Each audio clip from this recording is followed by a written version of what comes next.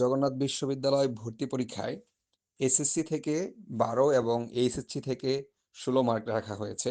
তোমরা হয়তো এখনো ক্লিয়ারলি জানো না যে কিভাবে মার্কটা তারা নিবে, বা কিভাবে তোমার জিপিএ যদি 5-এর নিচে থাকে তুমি কিভাবে ক্যালকুলেট করে বের করবে যে তুমি ঠিক কত মার্ক পাবে। তো একজন এখানে কমেন্ট লিখেছো যে ভাইয়া এটা কিভাবে নির্ধারণ করবে, বা হচ্ছে আমারটা আমি কিভাবে বের করব। হ্যাঁ, এটা জানার জন্য তোমরা খুবই সিম্পলি হচ্ছে এসএসসি তোমার যে রেজাল্টটা রয়েছে, তোমার যে জিপিএটা রয়েছে সেই জিপিএকে তুমি 2.4 দিয়ে গুণ করবে।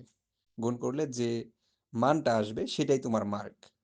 আর এইচএসসির যে রেজাল্ট রয়েছে তোমার, সেই রেজাল্টকে তুমি 3.2 দিয়ে গুণ করবে। তাহলে যেটা আসবে সেটাই হচ্ছে তোমার মার্ক। আবারও বলি সিম্পলি, এসএসসির রেজাল্টকে 2.4 এবং এইচএসসির রেজাল্টকে 3.2 দিয়ে গুণ করলে যে মার্ক আসবে সেটাই তোমার total mark from HSC and HSC. Okay, আমার মনে হয় তোমরা ক্লিয়ারলি এটা এখন নিজেরাই বের করতে পারবে।